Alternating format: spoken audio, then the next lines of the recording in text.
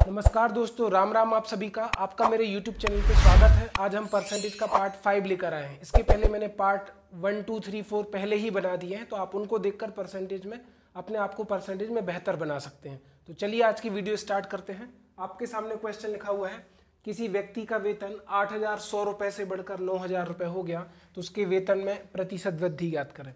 मान लो आप शुरू में जब आपने कोई कंपनी को ज्वाइन किया तो 8,100 रुपये कमाते थे। कुछ समय के बाद, मान लो 1 साल के बाद, वो कंपनी आपको 9,000 रुपये देने लगी, है ना।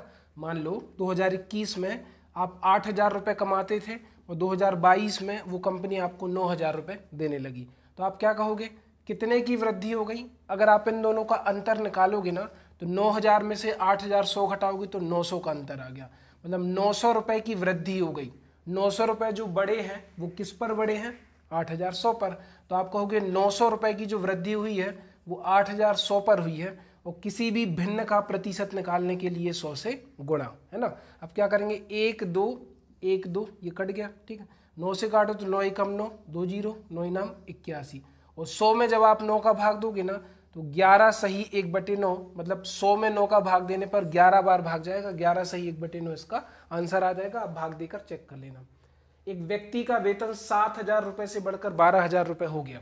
मान लो आप शुरू में 7,000 रुपये कमाते थे, कंपनी में आपने बहुत अच्छा काम किया तो आपकी सैलरी बढ़कर हो गई 12,000 रुपये, है ना। अगर 7,000 से बढ़कर 12,000 रुपये हो गए तो कितने की वृद्धि हुई। आप कहोगे सर 12,000 में से 7,000 घटाया तो कितने की वृद्धि हुई, 5,000। तो कहना 5,000 रुपये जो बड़े हैं वो किस पर बड़े हैं, मूल वेतन पर, क्योंकि मूल वेतन तो 7,000 था ना। 7,000 से आपके 12,000 हो जाए, 50,000 हो जाए, 1,00,000 हो जाए, मूल वेतन हमेशा कितना रहेगा, 7,000। तो 5,000 की वृद्धि हुई 7,000 पर, और किसी भी भिन्न का प्रतिशत निकालने के लिए 100 से गुणा। तो 1 2 3 ऊपर के 3 0, 1 2 3 ये आपस में कट गया। 5 का 100 में गुणा करोगे तो आ जाएगा 500। अब 500 में आप 7 का भाग दो तो देखो 7 7 49, 50 में से 49 गया, बचा 1, 7 एकम 7, बचा 3, 71 सही 3/7% आपका आंसर आ गया। याद रखना ये ऊपर वाली संख्या हमेशा इससे छोटी होनी चाहिए, क्योंकि 7 से भाग देने पर ये शेषफल लिखा है, रिमाइंडर लिखा है। तो 71 सही 3/7% इसका आंसर है। क्वेश्चन नंबर 3 क्या कहता है कि x के 0.05% का 150% 75 है। x का मान ज्ञात कीजिए। ऑप्शन है 1,75,000, 1,25,000, 15,000। तो इसको हम कैसे सॉल्व करेंगे, बिल्कुल ध्यान से समझना, मैं बहुत ही धीरे से बताऊंगा। तो सबसे पहले मैंने लिखा x का मतलब होता है गुणा, फिर लिखा है 0.05 प्रतिशत, हटाओगे ना तो नीचे आ जाएगा 100। फिर से देखो, पहले मैंने लिखा x का मतलब हो गया गुणा, प्रतिशत मतलब 100 से भाग, तो 0.05/100 गुणित 150, और प्रतिशत मतलब कितने भाग, 100 से भाग, बराबर आपका कितना आ जाएगा, 75। ठीक है, ये मैंने इसको जमा लिया, अरेंज कर लिया। अब आपको इसको सॉल्व करना है, सॉल्व करके बताना है कि इसमें से क्या आंसर आएगा। तो आप एक काम क्या कर सकते थे, अगर मैं यहाँ से पॉइंट हटा दूं, देखिए पॉइंट के बाद 2 नंबर है, अगर मैं इस पॉइंट को हटाऊंगा ना तो पॉइंट के बाद 2 नंबर है, तो नीचे आपके 2 0 बढ़ेंगे। क्यों, क्योंकि अगर ये पॉइंट हटेगा तो पॉइंट के बाद 2 नंबर है तो नीचे 2 0 आएंगे। अभी हमारा पॉइंट हट गया, दशमलव हट गया, दशमलव के बाद 2 अंक थे तो दशमलव हटाकर नीचे 2 0 लगा दिए। अब हम इसको काट देंगे, तो ध्यान से देखना, 50 दूनी 100, 50 दिया कितना आ गया, 150, राइट। 5 एकम 5, 5 दूनी 10, ये आ गया आपका 2,000। ठीक है, अब क्या होगा, ये वाली चीज़ ऊपर जाएगी, ये वाली चीज़ नीचे जाएगी, तो x बराबर 2,000 गुणित 2 किसके साथ चला जाएगा, 2,000 गुणित 2 गुणित 75 भागित ऊपर नीचे कितना आ जाएगा, 3।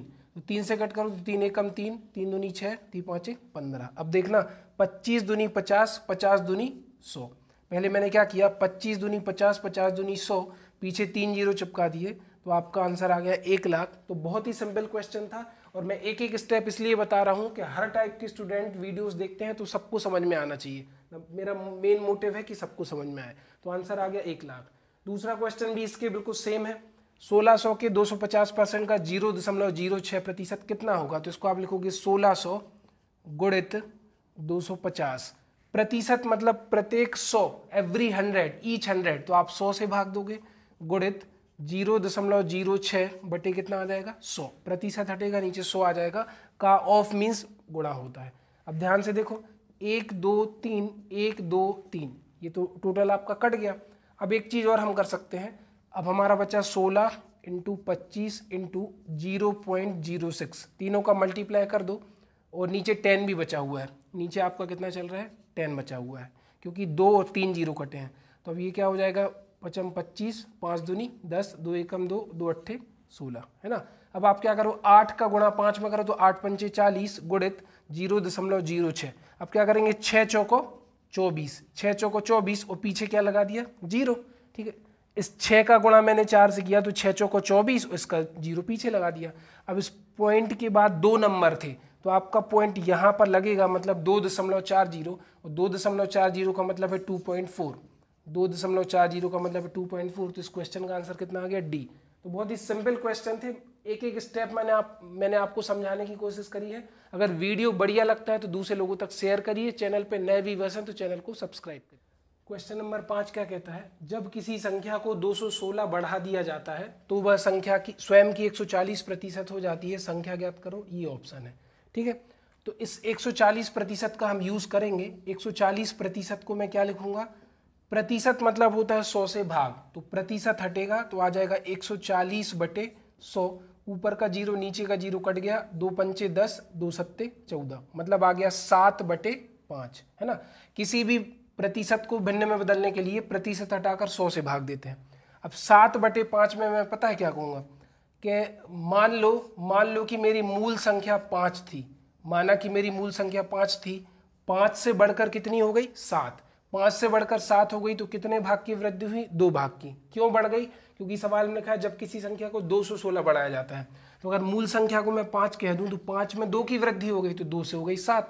तो हमारे हिसाब से हमने 2 भाग बढ़ाया है, जबकि सवाल में लिखा है कि संख्या को कितना बढ़ाया है, 216। तो 2 भाग की वैल्यू 216, तो 1 भाग की वैल्यू कितनी हो जाएगी हमारी, 216/2। अब यहाँ पर ध्यान से देखिएगा, 2 एकम 2, 2 एकम 2। अब 1 में 2 का भाग नहीं जाएगा तो भाग ना जाए, भाग नमस्ती 0, 1 के साथ उतारा 6, 2 अट्ठे 16, क्योंकि 2 का पहाड़ा 2 से शुरू होता है, 1 से शुरू नहीं होता। तो 2 एकम 2, 1 में 2 का भाग नहीं जाएगा, उतारा 6, भाग न जाए, भाग नमस्ती 0, 2 अट्ठे 16, 1 भाग बराबर 8, और मूल संख्या को मैंने 5 भाग माना था, तो 5 भाग की वैल्यू हो जाएगी 108 गुणित 5, तो 5 अट्ठे 40 का 0 हासिल 4, 5 शून्य 0, 4 5 एकम 5, तो 540 इसका आंसर आ गया। आप समझ गए होंगे। दूसरा क्वेश्चन भी इसका फोटोकॉपी है, जब किसी संख्या को 24 बढ़ाया जाता है तो वह स्वयं की 115% हो जाती है। 115%, प्रतिशत मतलब होता है 100 से भाग, एवरी 100, ईच 100, प्रतिशत हटाकर आप लिखोगे 115/100। तो 5 दूनी 10, 0, 5 दूनी 10, बचा 1, 5 तिया 15, भिन्न हमारी हो गई 23/20। 23/20 का मतलब क्या है कि अगर हमारी मूल संख्या 20 रही होगी तो 20 से 23 होने पर कितने की वृद्धि हो गई, 3। और वृद्धि क्यों हुई, सवाल में लिखा है जब किसी संख्या को 24 बढ़ाया जाता है। तो आप कहोगे सर 3 भाग की वैल्यू 24 है, तो 1 भाग की वैल्यू कितनी हो जाएगी, 3 एकम 3, 3 आठे 24, 1 भाग हमारा 8 आ गया, और मूल संख्या मैंने 20 भाग मानी थी, तो 20 भाग की वैल्यू हम निकालेंगे 8 दूनी 16 और 0। तो दोनों बढ़िया क्वेश्चन थे, मैंने एक अलग अंदाज में आपको बताया है। अगर वीडियो बढ़िया लगता है तो दूसरे लोगों तक शेयर करिए, और बढ़िया लगता है तो चैनल को सब्सक्राइब भी कर लीजिए अगर नए व्यूअर्स हैं। क्वेश्चन नंबर 7 कहता है, एक परीक्षा में 92% छात्र उत्तीर्ण हुए और 480 छात्र अनुत्तीर्ण हुए, तो उस परीक्षा में कितने छात्र शामिल हुए। तो याद रखना, जो कुल हमेशा होगा ना हमारा, कुल या फिर जिसको टोटल आप कहोगे, वो हमेशा कितने % के बराबर होगा, 100%। अब इसमें लिखा है एक परीक्षा में 92% छात्र पास हो गए, मतलब 100 में से अगर 92% छात्र पास हुए हैं तो फेल कितने % हुए, 8%, क्योंकि 92 और 8 टोटल कितना होना चाहिए, 100%। अगर 92% छात्र उत्तीर्ण हुए हैं तो 8% छात्र फेल हुए हैं, है ना।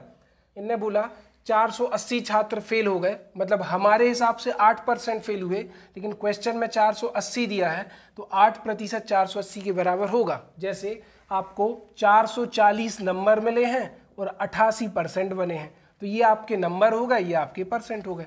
तो 8% हमारे हिसाब से फेल हुए, सवाल में 480 दिया था, तो 1% की वैल्यू कितनी हो जाएगी, 480/8, तो 8 एकम 8, 8 छंग 48, 1% की वैल्यू 60 हो गई।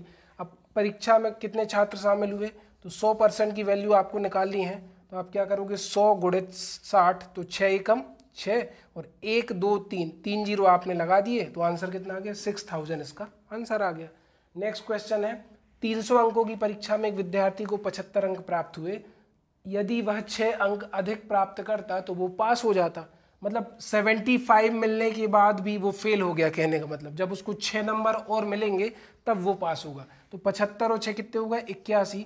81 नंबर पे वो पास होता है, तो उत्तीर्ण प्रतिशत बताना है। तो 81 में पास हुआ है, कितने में से? 300 में से। और किसी भी भिन्न का प्रतिशत निकालने के लिए 100 से गुणा। तो यहाँ पर 100 आ जाएगा, 2 जीरो से 2 जीरो कट गए, 3 एकम 3, 3 दूनी 6, 8 में से 6 क्या बचा? 2, 30 7 21, तो 27% इसका आंसर आ गया। अगर आपको वीडियो बढ़िया लग रहा है ना तो दूसरे लोगों तक जरूर शेयर करिए। क्वेश्चन क्या कहता है? यदि उत्तीर्ण अंक 35% है, मतलब अगर आपको पास होना है तो 35% मार्क्स चाहिए। एक विद्यार्थी को 200 नंबर मिले, फिर भी वो 24 नंबर से फेल हो गया, तो अधिकतम अंक मैक्सिमम मार्क्स क्या है? अब ये बताओ, अगर आपको 200 नंबर मिले, उसके बाद भी क्वेश्चन में लिखा है कि आप 24 अंकों से 24 नंबर से फेल हो गए। बात को समझना, आपको 200 नंबर मिले फिर भी आप 24 अंकों से फेल हो गए, मतलब अगर आपको ये 24 नंबर और मिल जाते तो आप पास हो जाते, है ना। तो 200 में 24 जोड़ दो, तो इसका मतलब 224 में पास होते हैं। उस सवाल के हिसाब से कितने परसेंट में पास होते हैं? 35%। तो 35% आपका 224 हो गया, है ना। अब इन्होंने बोला कि अधिकतम अंक क्या है, तो अधिकतम अंक आपके 100% के बराबर होंगे। तो क्या करिएगा, 224 में 35 का भाग दो, गुणित 100 कर दीजिएगा, ठीक है। तो 5 7 35, 5 दूनी 10, 20 बार कटा, तो 7 तिया 21, 7 दूनी 14, 32 दूनी 64, 640 इसके आंसर हो गए। 32 दूनी 64, 640 इस क्वेश्चन का आंसर है। अगला सवाल, एक दिन का कितना प्रतिशत 30 मिनट है? तो अब आप हमें ये बताओ, एक दिन में कितने घंटे होते हैं? तो एक दिन में 24 घंटे होते हैं। As we know that 1 day is equal to 24 hours, है ना। अब मिनट में दिया है क्वेश्चन, तो इसको मिनट में बदलो, तो एक दिन में मिनट कितने होंगे? तो एक दिन में मिनट होंगे 24 गुणित 60 मिनट। तो ये हो गया आपके टोटल मिनट, क्योंकि एक घंटे में 60 मिनट होते हैं। तो इसको मैंने मिनट में क्यों बदला? क्योंकि क्वेश्चन में लिखा है कि एक दिन का कितना प्रतिशत 30 मिनट है। तो आप कहोगे सर 30 मिनट के बारे में बताना है, टोटल कितना है? 24 गुणित 60, और किसी भी भिन्न का प्रतिशत निकालने के लिए 100 से गुणा, है ना। तो 30 से कम 30, 30 दूनी 60, 2 से काटो तो 50 बार कटा, फिर 2 से काटो तो 25 बार कटा, ये कटा आपका 12 बार। तो आपको 25 में 12 का भाग देना है, तो देखो 12 दूनी 24, बचा 1, उतारा 0, ठीक है, लगाया दशमलव, 1 0 और उतरा, यहाँ पर 1 और आएगा, तो 12 अट्ठे 96, बचा 4, 12 तिया 36, है ना। तो 2.083 इसका आंसर आ गया। तो उम्मीद है आपको आज की क्लास बढ़िया लगी होगी। अगर क्लास बढ़िया लगी है तो दूसरे लोगों तक शेयर करिए। चैनल पे नए व्यूअर्स है तो चैनल को सब्सक्राइब करिए। Thank you so much. आज की वीडियो में इतना ही। नमस्कार।